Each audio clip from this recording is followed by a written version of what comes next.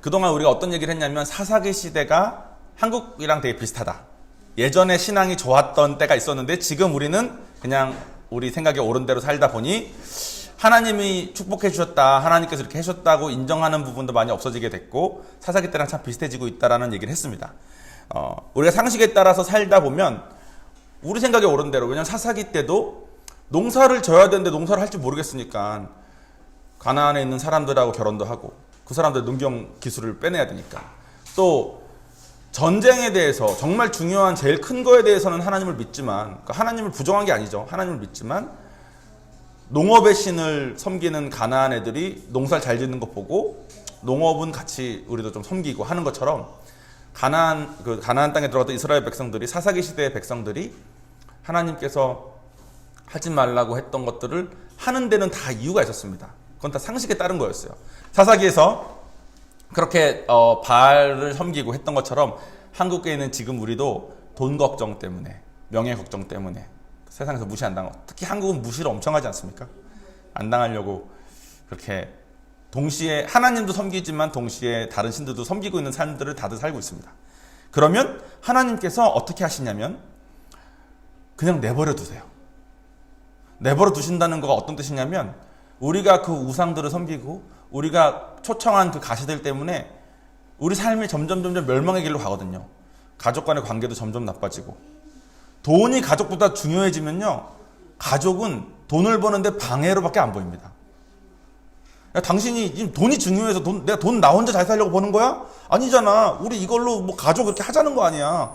근데 당신이 이러면 안 되지. 그런 식으로 사람들이 자기 생각에 상식이 옳은 대로 우상들을 초청해서 내 삶에 들어오게 한 다음에 전쟁처럼, 구원처럼 정말 중요한 것은 하나님을 섬기지만 돈과 명예를 동시에 섬기는 삶을 살면 삶이 점점 멸망합니다.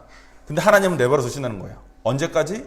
그 사람이 내가 초청한 것 때문에 내 삶이 멸망하고 있구나. 근데 이거를 이제 혼자 나올 힘도 없고 정말 내 삶이 정말 어려워졌구나를 깨달아서 하나님한테 부르짖을 때까지. 하나님은 기회를 끊임없이 주시는 것 같아요. 사사기 때 사사가 총 12명입니다. 근데 제가 나중에 본문 설명을 하겠지만 결론적으로 말하면 우리는 금수저인 것 같아요. 금수저. 왜 금수저냐면 유학 온 사람들 중에 35세 애들 데리고 유학 온 사람도 있어요. 금수저이기 때문에 가능한 겁니다. 금수저는 뭐냐면 금수저가 아닌 일반 수저들 있죠. 흑수저, 은수저 이런 사람들은 고등학교 때 수능을 망치면 인생의 절반 이상은 결정이 됩니다. 근데 금수저는 그렇지 않아요. 금수저는 그러면 일단 유학을 가. 그래서 다른 기회를 얻는 거죠. 유학을 가서 실패했어. 그러면 한국 돌아와. 그래서 일단은 어떻게든 살아. 살다가 35쯤에 와이프도 있고 자식도 있는데 그때 정신 차린 거야. 아, 내가 공부했었는데 안 했구나. 그때 보통의 수저들은 공부를 못 합니다. 왜냐면 벌어먹고 살려야지. 근데 금수저는 그때 유학을 나올 수 있어요.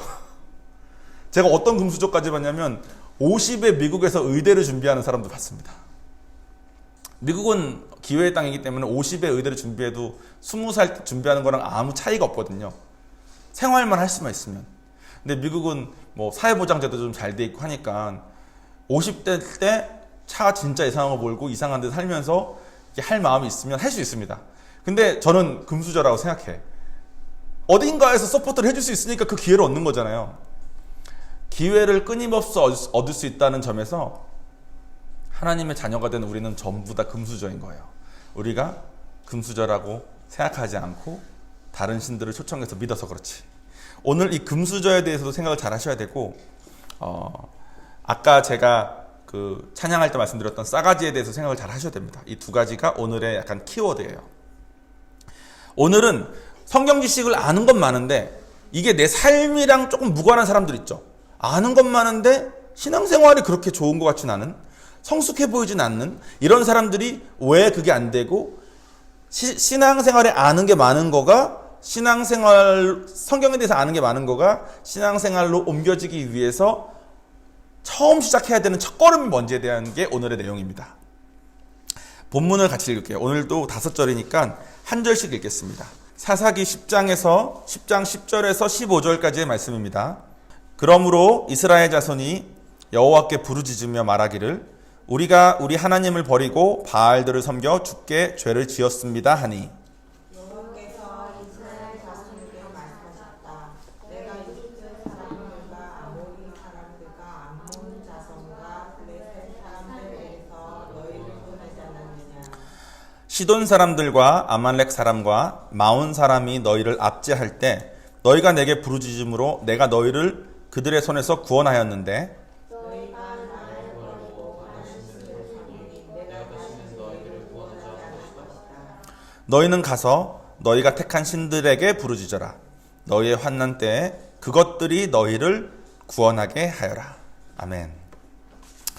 자, 제가 아까 말씀드린 것처럼 사사기 때 사사는 12명이었습니다. 지난주에 우리가 배운 사사가 첫 번째 사사 온니엘이었어요. 그리고 여러분 다들 아시는 삼손 아죠, 삼손. 머리 길었다가 잘리고 이 사람이 마지막 사사입니다. 삼손 이후로는 사사기가 끝나요. 이스라엘에는 공식이 있었습니다. 이스라엘 사람들이 상식에 의해서 우상을 초청해서 우상을 섬기면 이방인들에게 팔리고 이방인들에게 압제를 당하는 고통을 당했습니다. 그러면 부르짖어요. 그러면 하나님이 도와주세요. 이게 이스라엘의 당시 공식이었어. 근데 첫 번째 사사였던 온니엘부터 다섯 번째 사사였던 기드온까지는 어떤 형식으로 이루어졌냐면 힘들어졌을 때 부르짖으면 바로 도와주셨어요. 힘들 때 부르짖으면 사사를 보내서 바로 도와주셨어, 하나님이. 5번을 그렇게 하신 다음에 그 뒤로도 또 그러니까 5번 이후로는 어떻게 하셨냐면 부르짖으면 사사를 보내서 우선 혼내. 바로 고쳐주지 않고 바로 도와주지 않고 일단 혼낸 다음에 도와주셨어.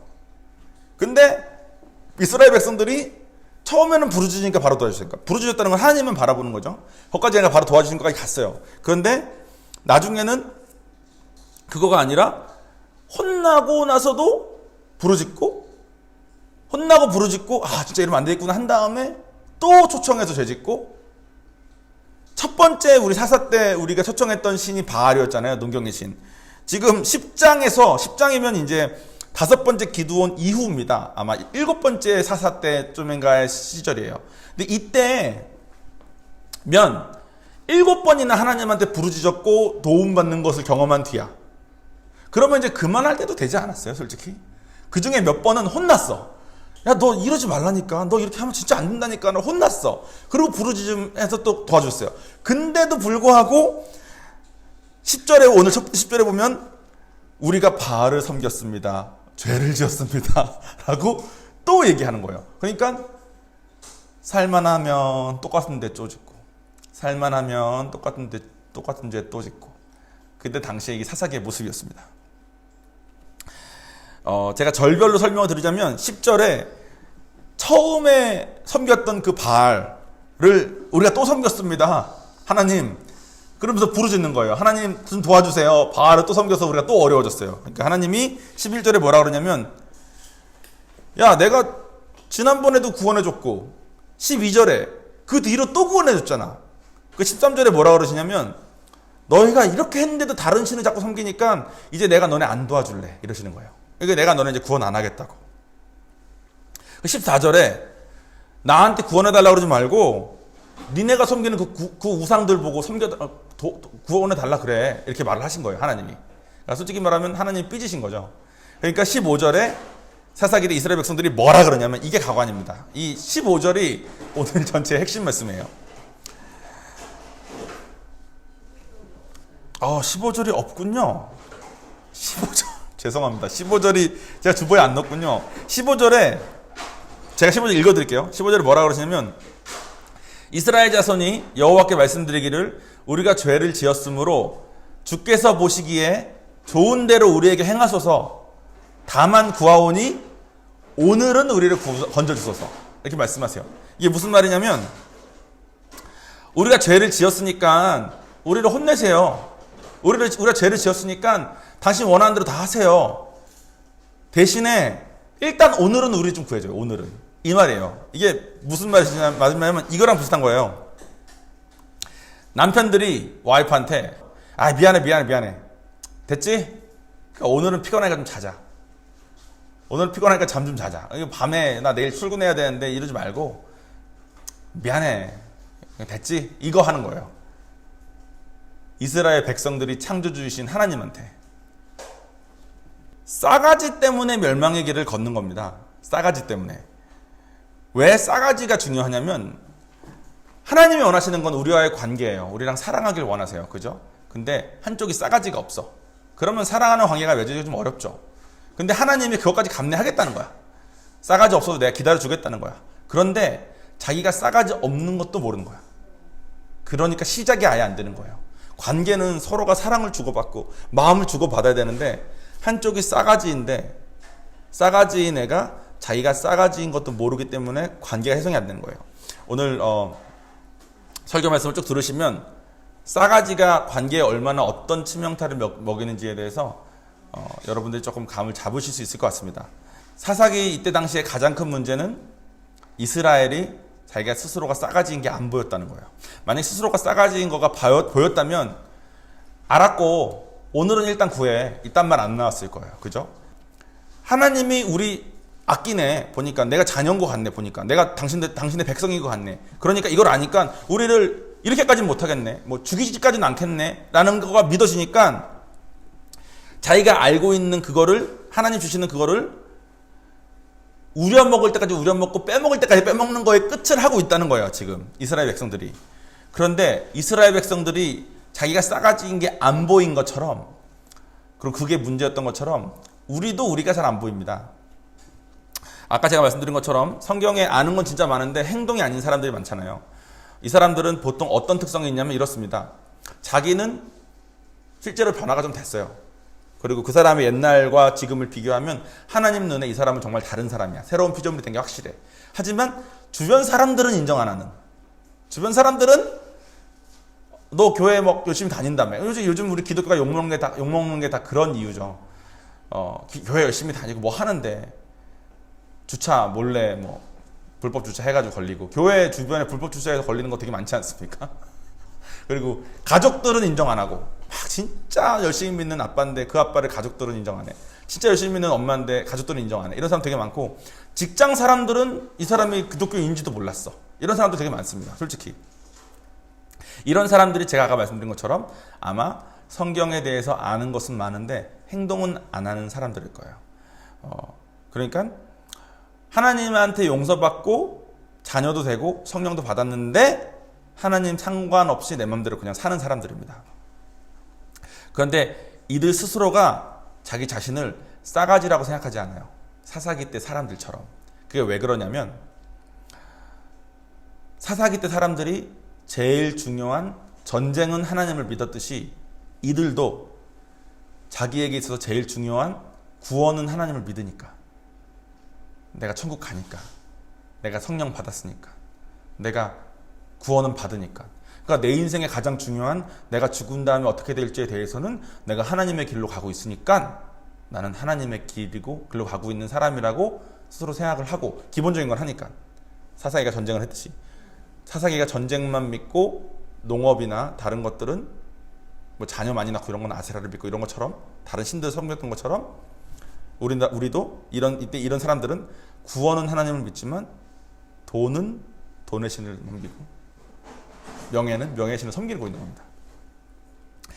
그런데 우리가 오늘 본문을 보면 사사기 사람들이 싸가지 없는 게 보여요. 그죠? 아까 15절 여기 제가 주보에는 못 넣었는데 제가 말한 것처럼 15절에 당신에게 죄를 졌습니다. 당신 원하는 대로 하세요. 대신 오늘은 좀 구해주세요. 이딴 말을 하는 거를 보면 얘네 진짜 싸가지다 이게 보이잖아요. 그러니까 즉 우리가 우리 자신의 싸가지는 잘 안 보이는데 남의 싸가지는 보입니다. 제가 예를 들자면 제가 요한이를 낳았는데 우리 와이프가 요한이가 이제 요한이를 임신했을 때도 어려웠지만 요한이가 저를 닮아서 머리가 되게 크게 나왔어요. 미국은 이제 대부분 백인 애들이나 이런 애들이 머리가 작기 때문에 백인 애들이 머리가 저렇게 크면 태어나자마자 얘를 이제 머리 쪽에 이상이 있는 애로 분류를 해버립니다. 근데 동양인인데 머리가 저렇게 크면 그 자리에서 즉시 부모의 머리를 재고 이건 유전이니까 이거는 특별한 병이 아니다라고 칩을 한대요. 근데 요한이도 이제 제 머리를 닮았으니까 머리가 얼마나 컸겠어. 제가 정말 기도 많이 했거든요. 하나님 작게 나와서 크게 키워달라고. 그래서 정말 하나님께서 응답하셔서 요한이가 키로수는 되게 작게 나왔어요. 건강한데 작게. 근데 아무리 작아도 머리는 컸던 거죠. 그래서 저희 와이프가 진통을 23시간을 했습니다. 23시간을 진통을 했는데도 끝내 안 나오니까 다 열렸는데 안 나오는 거죠. 그러니까 의사가 입원 한 번만 더 시도해보고 안 되면 23시간을 진통을 했는데 제왕절개를 해주는 거야. 그러니까 와이프가 내가 와이프의 눈빛에서 우리 와이프는 이렇게 막 급하게 있는 게 있는 사람이 아니에요. 항상 좀 여유롭고 좀 이렇게 유한 사람이거든요. 그때 갑자기 의사한테 Let me try one more time. 내가 한 번만 더 시도하게 해달라고 한 다음에 눈빛에서 내가 봤어. 내가 평생 보지 못했던 이 여자의 그 약간 전사의 눈빛을 봤어요. 그러고 났어요. 그걸 낳고 나서 그때면 이제 그걸 낳는데 와이프가 막 정말 힘들었습니다. 회복도 너무 어렵고 아기는 뭐 모르고 낳은 거죠. 나서 뭐 응애응애 잘 울고 건강하게 잘 낳았어요. 근데 엄마 몸은 다 망가지는 거죠. 23시간 진통했고 머리 큰 거 낳았고 막 또 낳자마자 막 애 돌봐야 되지 않습니까? 한국은 산후조리원이 있는데 미국은 없어요. 미국은 애 낳자마자 바로 품에 안겨요. 그럼 엄마가 아픈 상태로 다 해야 돼. 그러니까 이게 얼마나 어려워요. 그래서 그걸 본 다음에 제가 어떤 생각이 들었냐면 와이프랑 같이 한 얘기인데 가끔 세상에 이런 애들이 있습니다. 아니 내가 언제 낳아달라 그랬어? 왜 당신들이 낳았잖아. 이딴 말 하는 분들이 있어요.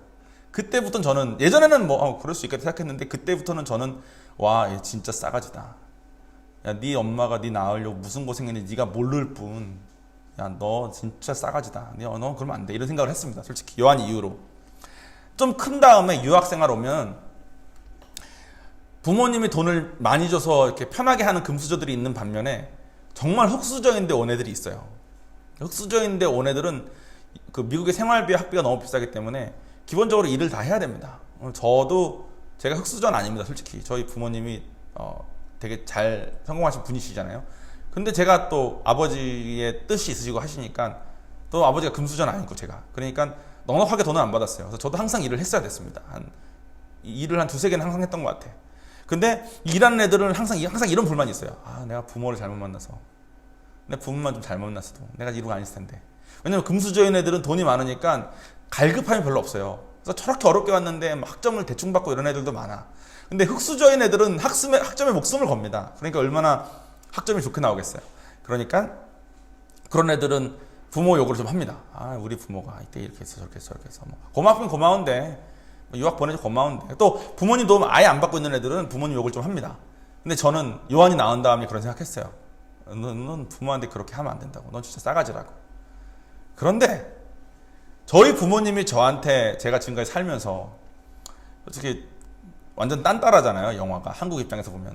근데 막 이것저것 공부 열심히 하다가 갑자기 영화 한다 그랬을 때도 전적으로 밀어주시고 영화 쪽으로 해가지고 정착도 잘하고 남들 다 부러워하는 위치까지 갔는데도 불구하고 다 내려놓고 선교사 한다 그러니까 또 그거 도와주시고 또 선교사 부산에서 하는데 저희 한국 잘 모르니까 부산으로 이사 오셔서 도와주신다고 하는 게 정말 이런 부모가 없죠.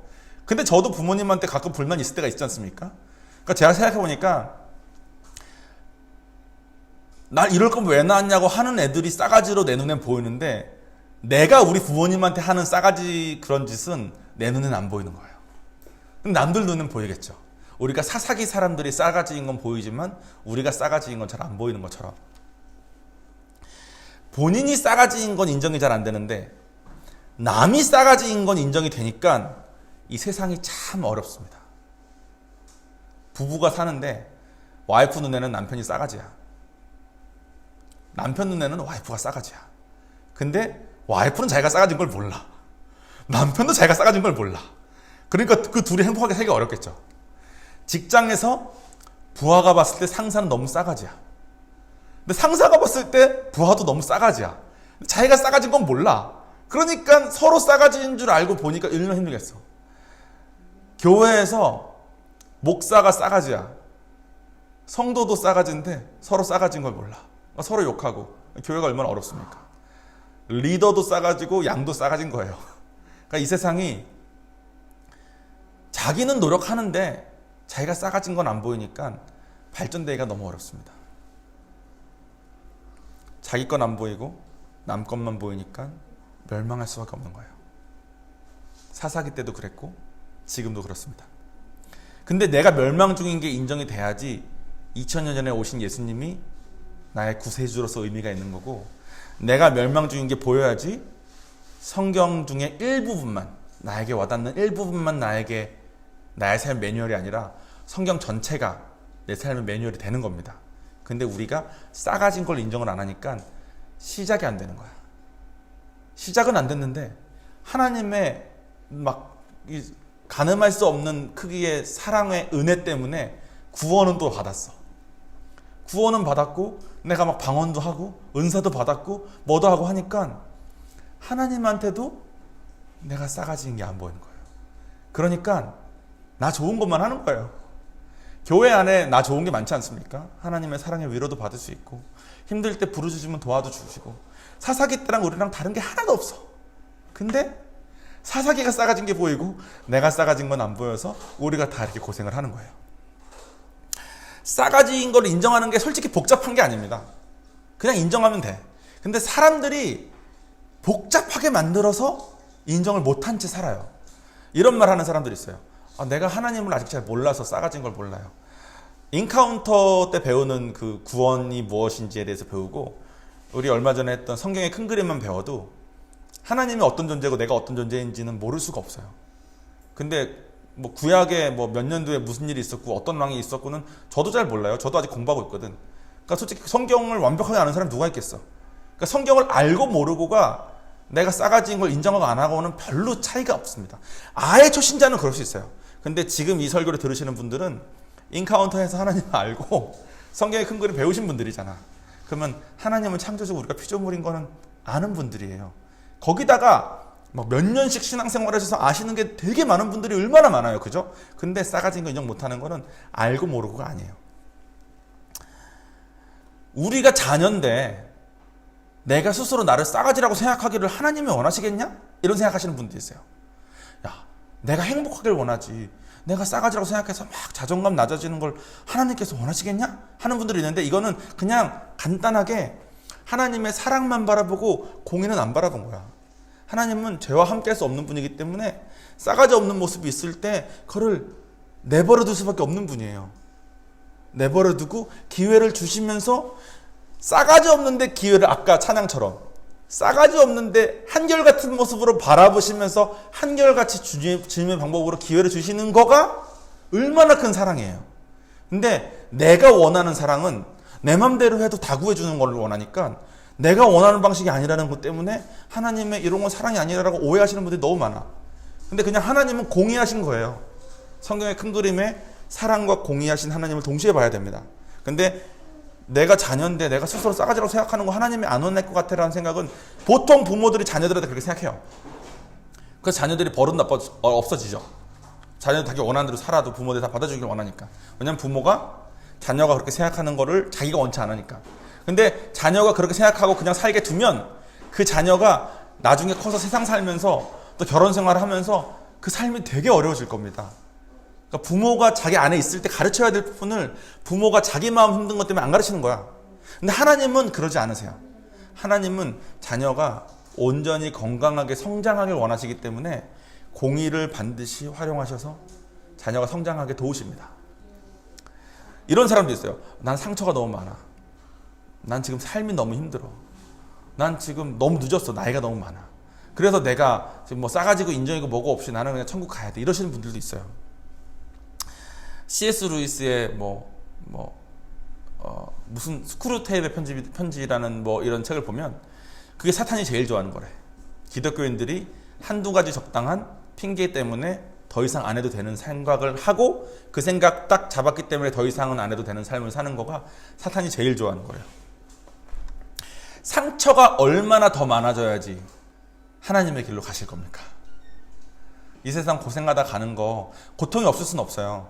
근데 하나님께서 고통을 내버려 두시는 이유가 있는데 나는 그냥 고통을 더 하다 가겠다는 마음은 너무 안타까운 마음인 거야. 요한이가 사는데 애가 상처가 났는데 치료를 안 해. 애가 골맞어. 골문 걸 치료하려면 이제는 칼로 째고 수술을 해야 돼. 근데 칼로 째고 수술하는 건 자기는 너무 싫대. 그러면 아빠 입장에서 잘 타일러서 어떻게든 칼로 째고 수술을 해가지고 더 이상 곪지 않은 팔을 가지길 원하지. 골맞기 때문에 칼로까지 되는 거 너무 아프니까 더 이상은 안 하겠다는 자식을 내버려둘 부모가 어딨어요. 근데 우리가 나 이 골문 거 지금 이거 굳이 열어가지고 칼로 째는 건 너무 힘드니까, 나 상처 너무 많으니까 하나님의 길로 가고 뭐 싸가지고 뭐고 나 힘들어 하는 거는 그냥 하나님 마음 난도질 하는 거예요. 자기 편하려고, 자기 칼질 안 하려고. 한국은 또 성리학적인 게 있습니다. 이게 마지막, 제가 생각해낸 마지막 이유 중에 하나인데, 성리학은 보니까 군자상이 있어. 사람은 이래야 된대. 그걸 향해 열심히 가요. 그러니까 모든 사람들이 그 정해진 군자상을 놓고 열심히 가고 있어. 군자처럼 되려고. 막 노력해요. 막 그걸 위해서 부모도 공경하고, 효도하고, 뭐 사랑도 하고, 뭐도 하고, 다 해요. 사람들이, 한국 사람들이 그러니까 기본적으로 생활 수준과 의식 수준이 다른 나라에 비해 높아. 이 성리학 때문에. 그런데 제가 초창기 때 우리 예배 때 말한 것처럼 유교도 우리에게 그렇게 좋은 걸 줍니다. 근데 유교는 진리가 아니에요. 성경만 진리예요. 왜냐하면 유교는 하나님이 말한 게 아니라 성경은 하나님이 말한 거니까. 그래서 유교가 주는 그 좋은 것은 진리가 아닌 상식 수준에 머물기 때문에 우리를 멸망하는 데서 구원하지 못합니다.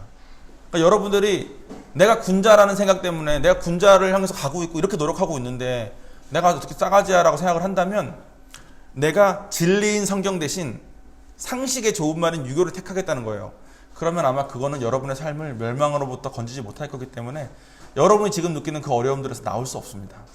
그러니까 우리 이제 예수님이 하나님이신 것도 믿고 부활하신 것도 믿고 그분이 말한 것이 진짜인 거를, 그분은 하나님이시니까 하나님이 말씀하신 걸 믿는다면 그런 쓸데없는 다른 종교들의 그런 가르침들 때문에 성경을 버리는 건 안 해야 될 것 같아요. 제가 이것저것 여러분들 마음 좀 편하라고 이 핑계 저 핑계를 대드렸는데 이 핑계 저 핑계 다 상관없이 그냥 심플하게 이겁니다. 하나님의 관심은 나랑 하나님과의 관계인데 우리의 관심이 세상인 거예요.